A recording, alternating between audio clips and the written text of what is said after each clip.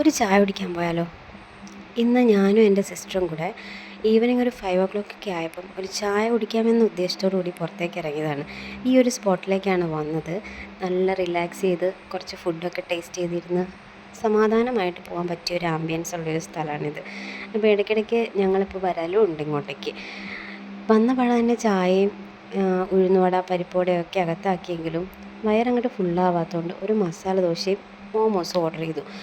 അത് കഴിഞ്ഞപ്പോഴാണ് കുറച്ച് സ്വീറ്റായിട്ട് എന്തെങ്കിലും കഴിക്കാമല്ലോ എന്ന് ഓർത്തിട്ട് 2 ഐസ്ക്രീം ഓർഡർ ചെയ്തിട്ടുണ്ടായിരുന്നു.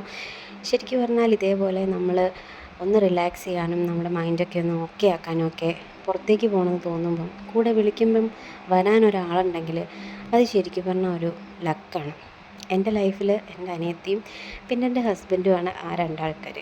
എപ്പം എവിടെ വിളിച്ചാലും ഏത് പാതിരാത്രിക്ക് വേണമെങ്കിലും അവർ വരും. ശരിക്കും പറഞ്ഞാൽ ഇവർ നാട്ടിലില്ലാത്ത സമയം ഭയങ്കര ഒറ്റപ്പെടലാണ്. ഒറ്റയ്ക്കുള്ള ട്രിപ്പ് ഒറ്റയ്ക്ക് ഇതേപോലെ പോകലും ചായ കുടിക്കലും ഒക്കെ എനിക്കിഷ്ടമാണെങ്കിലും ഇത് വളരെ സ്പെഷ്യലാണ്. അപ്പോൾ ഓക്കെ, ബൈ.